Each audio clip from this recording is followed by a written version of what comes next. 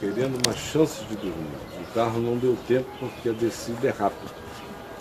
Aí quando nós entramos aqui e o Elon me disse que talvez vocês fossem demorar mais do que a gente tinha combinado ontem, eu lá no fundo fiquei agradecido. Falei, que bom. Aí eu me encostei ali e onde houver uma pedra lisa, ali há um travesseiro. E eu dormi até aquela hora. Quando vocês chegaram, eu tinha acabado de acordar. Fui esticar as pernas só um pouquinho e me deu uma revigorada maravilhosa.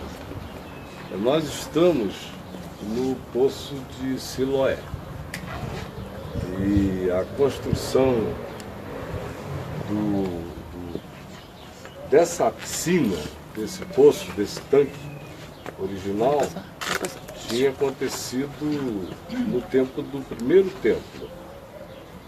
E aí depois, nos dias de Ezequias, como vocês devem ter ouvido a explicação, um túnel foi aberto, trazendo água da fonte de Guion para alimentar e favorecer a cidade com mais água aqui nessa área. Nos dias de Jesus, portanto, nos dias do segundo templo de Herodes, o tanque estava absolutamente esplendoroso e era usado com um movimento enorme e uma importância significativa. A água, onde quer que haja água num lugar desértico como esse, há um tesouro em todos os sentidos e em todas as perspectivas. De modo que a centralidade desses lugares de água tinha uma importância enorme. O significado dessas presenças, desses tanques, desses poços, desses pavilhões, era indizível. A gente habita frequentemente no nosso país uma quantidade enorme de alternativas de água e nem se dá conta. Eu me lembro que há 40 anos atrás, o governo militar no Brasil mandou chamar os especialistas de Israel, que tinham começado a fazer irrigação gota a gota nos desertos aqui. Os desertos estavam florescendo, conforme a profecia de Isaías, para que eles fizessem sugestão no Brasil para resolver o problema de água no sertão brasileiro àquela altura. E eles foram lá olhar aquilo tudo e falaram, olha, vocês não têm problema nenhum. Quem dera o nosso problema fosse servir com facilidade de todas essas condições que vocês têm. Isso aqui só não é extraordinário porque vocês não querem, porque vocês não fazem, porque vocês não querem ser curados, na realidade, porque os coronéis do Nordeste vivem de explorar a nossa calamidade, a calamidade do povo. Então, um parêntese tolo, só para dizer do significado da importância da água. O episódio que no Novo Testamento fez esse lugar crescer em importância espiritual é aquele narrado em João, no capítulo 9, conforme está aqui no Novo Testamento, onde se diz que Jesus estava visitando a área do templo, lá em cima, andando pelos pátios em volta do templo, quando ele viu um cego de nascença. É claro, não é? Se o homem era cego e cego de nascença, pode-se enxergar do amor, nós ver contra isso tudo é pior do que não saber nada, não ter entendido nada, não ter compreendido coisa alguma, do que ficar tão exposto a tantas possibilidades de todas essas oportunidades. Isso, nessa nossa viagem, a gente olha para pessoas de longe, de todo entendem, de ver. O problema é quando eu entender que quero uma realização, me entregar, me assumir. prossegue dizendo, e os pais sobre a calamidade humana através de uma... Se alguma coisa ruim é presente em nós aqui também. Ações, chamamos de teologia moral.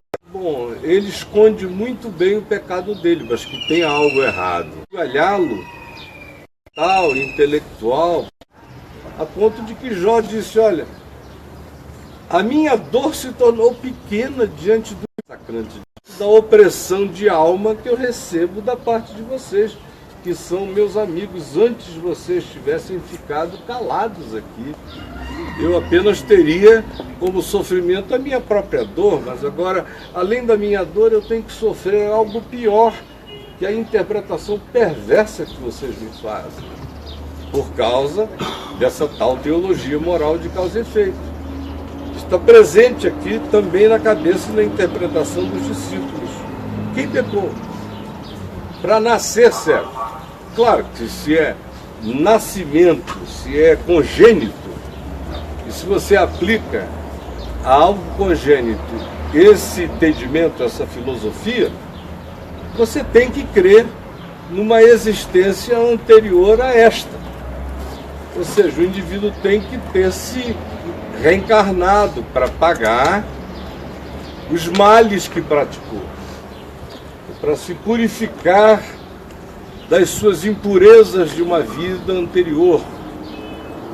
Tem que cumprir este karma fatalizado, que supostamente teria o poder de trazer a pedagogia da melhoria e da elevação e da iluminação de tal espírito.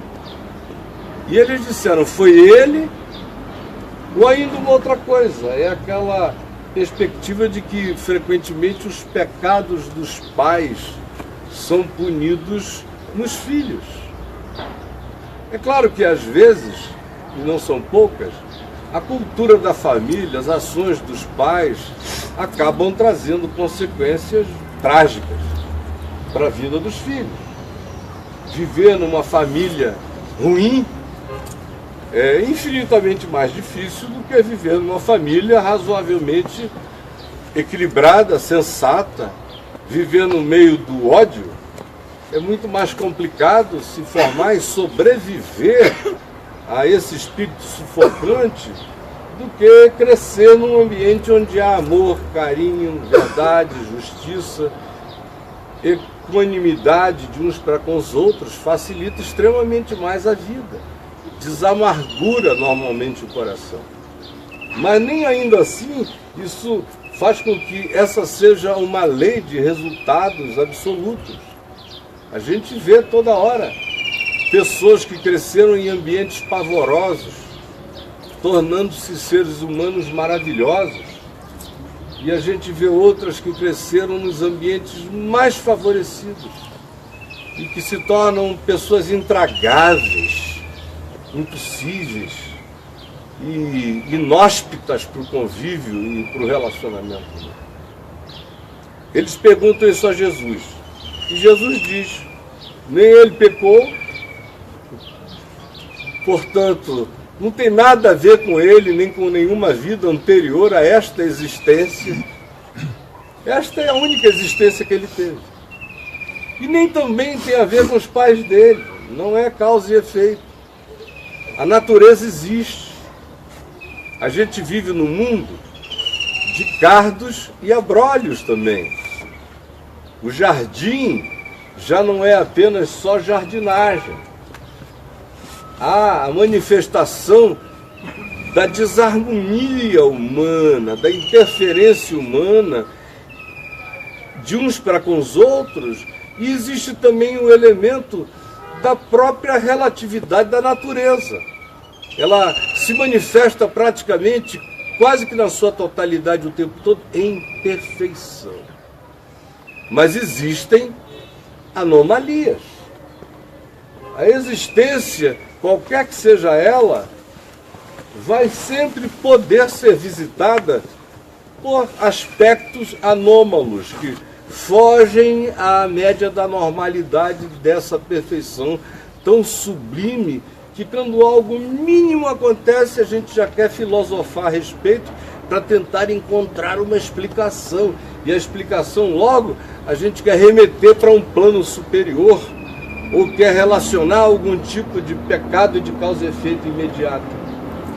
E não necessariamente as coisas são assim na existência. Ela é muito mais complexa do que essas receitinhas religiosas consigam explicar. E Jesus, que não filosofa sobre tolices, Jesus não escreve o livro do Eclesiastes para depois dizer, ó, eu escrevi isso tudo e concluí que tudo é uma bosta mesmo. Ele vai logo, bota o dedo em cima da porcaria, trata o mal como mal, a dor como dor, o sofrimento como sofrimento, e traz a palavra objetiva que possa diminuir a dor, curar o doente, acalentar a alma, promover esperança, mas não filosofa na intenção de ficar tentando explicar de maneira logiquinha os aspectos que são praticamente infindáveis das combinações do que possa produzir aquilo que topicamente a gente chama de anomalia. Aí ele vem e diz, nem ele pecou nem os seus pais, mas foi para que se manifestem nele as obras de Deus. Ou seja, o que Jesus está dizendo é, toda anomalia pode encontrar uma sublimação extraordinária, toda anomalia pode provocar um estado de crescimento inimaginável, toda anomalia pode nos catapultar para um nível de existência superior ao da normalidade. Os olhos se fecham, mas os ouvidos se abrem. O olfato se desenvolve. O tato aumenta.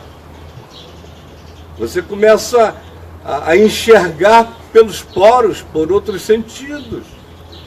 A intuição cresce. Ou seja, as compensações começam a acontecer, porque a vida é viva. E essas compensações, de modo, anda com a arrogância de quem vê, aí não tateia. Agora aqui ao vivo, na casa dele, lá em Brasília. Ele nasceu com paralisia cerebral. Por ele. Ô, Glória! Tem que crer, né? O Joel está indo longe demais já, né?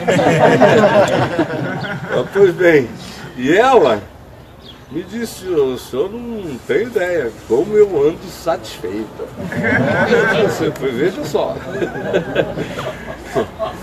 Fora a região mais íntima, que é absolutamente hercúlea, a única outra coisa que ele consegue mexer é um dedinho, lá embaixo no pé, que é com que ele faz tudo. Sabem esses meus picturings, esses banners no meu mural, no Facebook? Ele faz todos eles. Aquela ali, aquele meu perfil, ele pega as frases, ele escolhe as frases, ele coloca as frases. Nós fizemos um selinho para ele que vai assinado ali embaixo. E é uma das coisas mais visitadas no meu mural, são aqueles banners. Tem milhares e milhares de visualizações e às vezes eu estou em lugares diferentes na internet, quando eu vejo entra um banner meu lá, que foi o Junoca que fez com o dedinho do pé lá embaixo. É ele que domingo fica mandando mensagens para todo mundo, dizendo vamos ao Teatro Universa, ouvir a palavra, porque vai ser maravilhoso, vai valer a pena.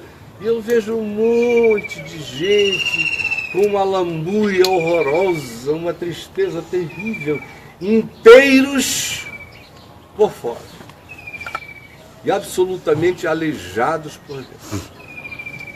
Não tiveram paralisia cerebral, mas tiveram uma paralisia existencial que paralisou praticamente a existência deles em vários aspectos.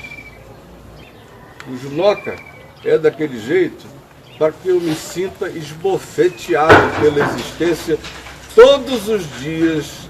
Não foi um lenço que caiu. Isso eu posso lhes garantir. E fiquem tranquilos. É por isso que tem esse toldo na cabeça aqui, para proteger do sol e dos debris que podem cair. Mas nada vem aqui. Não fiquem preocupados. Olhem aqui para mim. Para que se manifestem nele a glória de Deus. É necessário que façamos as obras daquele que me enviou enquanto é dia. A noite vem quando ninguém pode trabalhar. Enquanto eu estou no mundo, eu sou a luz do mundo. Dito isto, cuspiu na terra e, tendo feito lodo, lama, com saliva, aplicou nos olhos do cego. É maravilhoso que tudo quanto é concernente à cura exista na terra, não é? Tudo que a gente precisa para as nossas curas está aqui. Nós viemos do chão da terra. Para o chão da terra voltaremos, do ponto de vista da nossa fisicalidade. E o espírito volta para Deus que o deu. Mas todas as nossas necessidades físicas vêm justamente daquilo que a gente pisa e chama só de o chão da terra. Vem Jesus e cospe no chão, faz lodo e faz um regênesis. Ou seja, tal pai, tal filho. Assim como o pai nos criou do ajuntamento orgânico que levou, do ponto de vista da mensuralidade do tempo, milhões de anos de evolução, mas organismo, vida, tudo brotou do chão, dos elementos mais básicos. Tudo veio da saliva e do lodo original do Criador. Aqui também. Ele refaz o olho do homem e dá a ele uma ordem, dizendo: vai, lava-te no tanque de Siloé. E não precisava nem dizer para o indivíduo vir ao tanque de Siloé, porque o cara ia dizer: eu não vou ficar todo lambuzado. Eu sou cego, mas não sou porco. Emplastado do jeito que estava, tudo que ele queria era água mesmo. Vai ao tanque de Siloé lavar-te. E o homem correu para cá, veio trazendo: me leva, me leva, me leva. Esse cara me empanzinou de lama, vamos lá, alguém me ajude. Lá veio ele, para cá. Vai e lava-te do tanque de Siloé, que quer dizer enviado. Siloé quer dizer o enviado. Vai lá e lava-te. E o homem veio, lavou-se e imediatamente ficou vendo. Então os vizinhos e os que o conheciam de vista como mendigo perguntavam: não é este o que estava sentado pedindo esmolas? Uns diziam: é ele. Outros: não, mas parece com ele. Ele mesmo, porém, dizia: sou eu. Perguntaram-lhe, pois: como te foram abertos os olhos? Respondeu ele: can you speak down a little bit, my friend? Just a little bit. Então os vizinhos fizeram essas perguntas e perguntaram: como te foram abertos os olhos? Respondeu ele: o homem chamado Jesus fez lodo, untou-lhe os olhos e disse-me: vai ao tanque de Siloé e lava-te. Então fui, lavei-me e estou vendo. Disseram-lhe, pois: onde está ele? E ele respondeu: eu não sei. Agora olha aqui para mim. É interessante você observar o poder que a percepção tem de alterar e de incomodar imensamente a todos os seres humanos que estão em volta da gente. O cara estava lá há 40 anos, se diz aqui que ele tinha 40 anos de vida. E todo mundo passa por ele, porque ele não vê, ele não enxerga. Simplesmente passam para lá e para cá. Ele é quase um ente invisível. Ele era uma silhueta. ele era só uma sombra. Até aquele dia em que, de repente, os olhos dele se abriram. E depois que ele se lavou nas águas de Siloé, no tanque grande, e ele foi vendo tudo começar a brilhar em volta dele, foi abrindo os olhos, descobrindo o universo, o mundo, a ele próprio, vendo detalhes do que era o corpo dele. Ele nunca tinha enxergado, era um corpo que ele sentia, mas ele nunca tinha vislumbrado. Na hora que a autopercepção vem para ele como observação de si mesmo externamente, quando a percepção chega a ele como observação do universo criado, do mundo, e todos veem um brilho nos olhos daquele que, enquanto não via, se tornara um ente invisível, agora vendo, ele se torna um incômodo, um imenso incômodo. Ver é absolutamente incômodo para quem, de repente, tem que admitir que agora existe alguém que me enxerga. Aí os vizinhos começam a entrar em crise. As pessoas começam a dizer: escuta, não é este aquele que estava sentado pedindo esmolas? Foram 40 anos. Não é possível que você passe por alguém 40 anos e só porque agora a pessoa está vendo, ela tenha mudado tanto assim. Mas muda.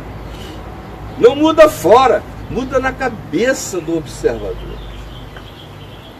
Porque alguém que não vê, você passa por ele, ele não lhe é um incômodo porque ele não enxerga. Se você passar nu, ele não está vendo. Se você só não solte um pum perto, ele vai dizer: poxa, assim não, né?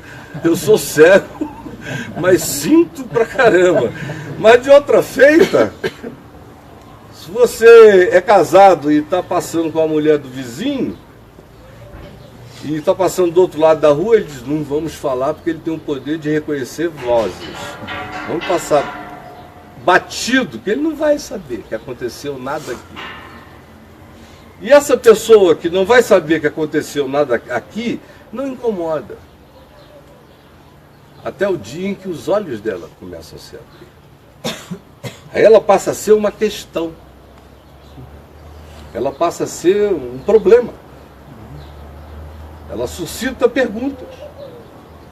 E a primeira pergunta é esta: escuta, não é esse, aquele que ficava aqui dependente? Uns diziam: é ele sim. Alguns. Outros: não, mas parece com ele, a cara dele, mas não é ele não. Ele mesmo gritava e dizia: sou eu, rapaz, sou eu. Olha aqui. Há uma delicadeza nesse texto todo, no capítulo 9 de João, é que a palavra ver, que aparece aqui no grego, é a palavra saber. É uma delicadeza que se repete o tempo todo. É por isso que aqui no final, quando Jesus dialoga com os religiosos, que foram os que capturaram essa pessoinha depois que ela ficou vendo, e começaram a torturá-lo: escuta, conta pra gente, como é que você está vendo? Virou para ele um problema ver. Ver sempre é um problema. Quanto mais alguém vê, mais oprimida essa pessoa é. Quem não vê é uma delícia para os que manipulam. Agora, quando alguém vai abrindo os olhos, o incômodo que ela cria se torna imenso, instantaneamente. Os vizinhos já não eram mais os inquiridores, agora eram os líderes da religião no templo, que começaram a oprimi-lo. E aí diz: conta para nós a história. Ele repetiu essa história. Um homem chamado Jesus passou lodo nos meus olhos, me mandou lavar, eu fui, lavei e me estou vendo. Como foi que ele fez isso? Ele falou, eu não sei. Só sei que foi assim, parece o filme lá do Alto da Compadecida. Né? Eu não sei como é que foi, só sei que foi assim. E ele vai saindo com essa, eu não sei como é que foi, só sei que foi assim. Aí disse, não, esse homem é pecador. Aí disse, eu também não tenho a menor ideia, eu não conheço o homem. Só sei o seguinte, eu era cego e estou vendo, isso eu não posso negar. Confessa então que ele é pecador. Eu não posso confessar, eu não sei quem ele é, eu só posso falar de mim. Eu estou vendo. Fala pra gente de novo como foi que ele te abriu os olhos. Ele falou, já contei. Vocês estão querendo se tornar discípulos dele, é melhor procurá-lo, conversar com ele, porque eu só tenho isso para dizer. Aí mandaram chamar os pais do homem. Escuta, esse homem aqui é seu filho? Aí disseram, é nosso filho, mas nós também não queremos nos envolver. Porque já tinham dito que se alguém confessasse que Jesus era o Cristo, ou qualquer coisa boa acerca de Jesus, seria expulso da sinagoga. Então os pais disseram, bom, a gente já viveu 40 anos com ele pedindo esmolas, não é agora que nós vamos perder o nosso mínimo status adquirido por causa do fato de ele estar vendo. É nosso filho sim, agora como voltou a ver, nós não temos a menor ideia. Aí voltam-se para o homem e diz, conta-nos agora, repete para nós, porque nenhum pecador pode curar assim. Ele disse, eu não creio que ele seja um pecador. Porque desde que há mundo, jamais se ouviu dizer que um pecador tenha aberto aos olhos a um cego de nascença. Tem alguma coisa nele que vocês deveriam intuir que está para além do que vocês chamam de um pecador e de um homem mau. Aí pronto, quando ele faz essa declaração, a atitude de hostilidade cresce de tal modo acerca dele, simplesmente por isso, por ele ter tido os seus olhos abertos. E aí dizem ele, confessa que ele não é de Deus. Mas ele disse, eu não posso fazer isto. E eles disseram, tu nasceste em pecado, estás agora querendo ensinar a nós, que vemos, que enxergamos, que sabemos, desde sempre. Então o expulsaram. Quando a pessoa começa a ver, começa a saber, é um problema muito sério. Eu não sei o que vai acontecer com você quando você voltar dessa viagem. Mas talvez muitas coisas mudem na sua casa, na sua família, entre seus pais, seus filhos, seus amigos, no lugar que você frequenta, com as pessoas com as quais você sai.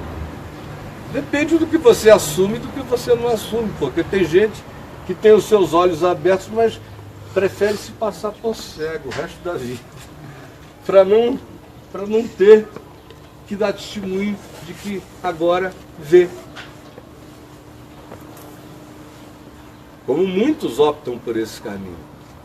Mas quando a verdadeira alegria de você nunca ter visto invade você, fica impossível se conter.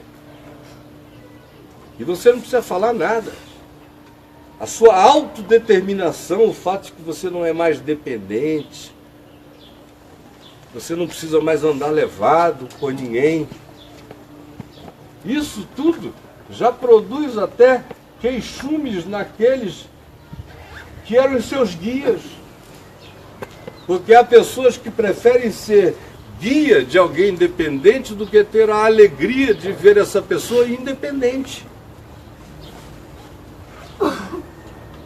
Aí quando você começa a ter percepções, imediatamente você começa a ter perseguições. Eu posso lhes dizer o seguinte, se eu enxergasse só 10% do que eu enxergo, eu não tinha problema nenhum nessa vida. O meu grande problema tem a ver com o fato de que eu estou vendo. Isso é tremendamente incômodo. desgraçadamente inconvenientes, em qualquer que seja o nível. Isso é perturbador. Tem gente até que não te reconhece. Eu acho engraçado quando eu encontro pessoas que dizem assim: eu gostava muito do antigo reverendo Caio. O que será que esse cara está querendo dizer? Eu gostava muito. E ele mal sabe que eu contava 10% da história que eu sabia. Porque eu passei muito tempo apenas tentando sobreviver no tempo, sem ser engolido vivo. Depois que todas as razões para tentar sobreviver acabaram dentro de mim, e eu passei a dizer com toda clareza o que eu vejo e eu enxergo, aí o problema se estabeleceu definitivamente, de modo que eu voltarei a ser uma bênção para todos depois que eu morrer. Disto eu tenho certeza, porque eles dirão: agora ele já não nos surpreenderá mais. Vamos aproveitar então o seu legado. É a psicologia da história humana. Mas enquanto você está vendo, e todo dia você pode ter uma nova visão, e pode anunciar isto de uma outra forma, e pode provocar de um outro modo, você é tremendamente desconfortável para os que estão em volta. Aí Jesus encontra com um homem que foi expulso e pergunta a ele: crês tu no Filho do Homem? E ele respondeu: quem é, Senhor, para que eu nele creia? É o que eu vinha falando a vocês sobre a ordem de Melquisedeque, sobre gente que conhece, só não sabe o nome. Nunca viu antes, mas já conheceu. Foi conhecido. Não conheceu, mas sabe que foi conhecido e que foi tocado. Sabe porque isso lhe trouxe luz e lhe abriu os olhos. Mas a informação ele não tem ainda. E quando Jesus vem e diz: tu conheces o Filho do Homem? Ele diz: quem é? Para que eu nele creia. É lindo, minha gente. Eu não sei como vocês não se comovem. Meu coração fica cheio de ternura. Quem é? Para que eu nele creia. Esse Jesus que caminhando viu, tocou, viu, fez tudo unilateralmente. E não pediu patente do que fez. É só agora que o homem é expulso que ele volta para consolá-lo. Crês tu? Quem é? Para que eu nele creia. E Jesus lhe disse: já o tens visto. É maravilhoso. Já o tens visto. Mas para dar um pouco mais de detalhes, deixa eu te acrescentar. É este aqui que fala contigo. Esse é o Filho do Homem. Já o tens visto. Mesmo antes que tu voltasses e me encontrasses, tu já me tinhas visto na hora que tu começaste a ver. Já o tens visto, porque eu te tenho visto sempre. Já o tens visto. E é este que fala contigo. Então afirmou ele: eu creio, Senhor. Eu creio. E o adorou. Prosseguiu Jesus e disse: eu vim a este mundo para juízo, a fim de que os que não veem, e aqui no grego é outra vez, não sabem, a fim de que os que não veem vejam, e a fim de que os que têm a presunção do ver e do saber se tornem cegos de fato, se provem cegos na sua presunção. Alguns dentre os fariseus que estavam perto dele perguntaram-lhe: acaso nós também somos cegos? Eles eram considerados uma das seitas religiosas mais ilustradas. Eles concorriam com os saduceus em termos de cultura, sabedoria. Os escribas e os fariseus praticamente viviam num conluio de advogados da lei, de juristas da lei de Moisés, de filósofos do pensamento judaico. Os grandes rabinos vinham da seita e do grupo dos fariseus. Eles se consideravam a sapiência religiosa de Israel mais acurada. Eles perguntam isso, justamente isso a Jesus: acaso nós também somos cegos? Ao que Jesus lhes respondeu: se fosseis cegos, pecado não teriais. Se vocês não soubessem de nada, estava tudo bem. E a gente aqui julgando o mundo que não sabe de nada ainda. Quem está do lado perigoso da história somos nós, que estamos sendo expostos a tanta coisa. Se de fato fosseis cegos, pecado não teríeis. Mas porque agora dizeis: nós vemos, nós sabemos, nós conhecemos, permanece, subsiste o vosso pecado. Essa viagenzinha para cá nos coloca outra vez diante dessa presunção do saber e da realidade do saber que não se transforma em jornada, em caminho, em verdade e em vida. Todo mundo aqui vê. E talvez esse seja o problema. A gente vê contra nós mesmos quase sempre. A maravilha é quando um ser humano é iluminado em favor de si mesmo. Isso só pode acontecer quando a presunção do conhecimento não se transforma numa arrogância de julgamento em nós contra ninguém. E nem tampouco se transforma numa visitação da luz que não nos altera, que não nos muda e não nos transforma. Porque uma vez diante da luz, os nossos olhos, na luz vem a luz, e a gente tem que nela caminhar. Aquele que anda na luz não tropeça, porque tem a luz deste mundo. Ter a luz e viver tropeçando contra a luz que tem é insensatez. E ter a oportunidade do conhecimento e utilizá-lo apenas como pressuposto de julgamento aumenta imensamente o juízo contra nós. Só vale a pena ver se a gente puder dizer: eu creio em Ti, Senhor, e viermos então a adorar. Toda luz tem que me remeter bem para os pés de Jesus. Do contrário, será luz contra mim. Vamos orar e pedir que o Senhor nos salve com a luz que nos ajuda a enxergar, que nos salva de caminhar com o descaso daqueles que, tendo visto, andam nos tropeções das deliberações da sua própria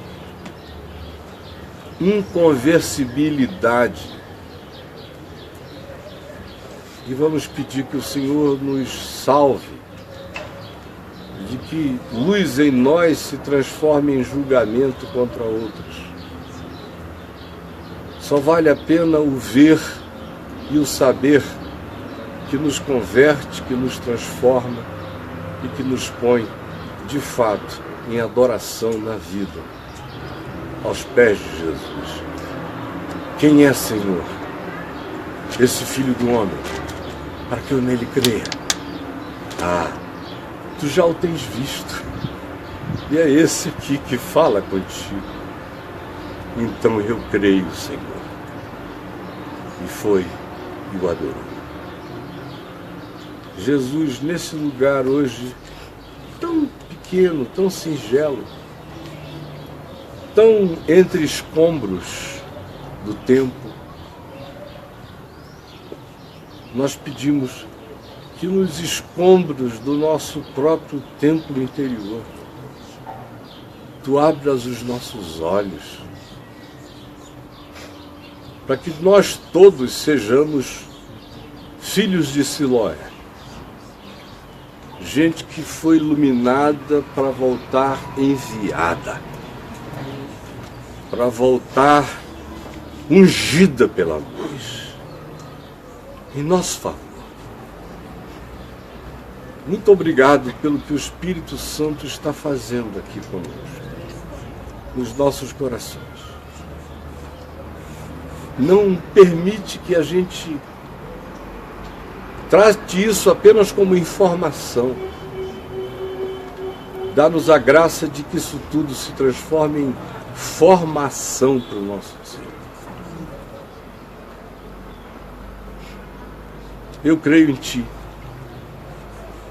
que és Tu que nos vês, que não somos nós que te discernimos a Ti, mas és Tu que nos achas, és Tu que nos encontras, és Tu que nos tocas, és Tu que nos visitas, és Tu que nos ilameia para curar-nos, é Tu que nos geras os desconfortos que nos curam,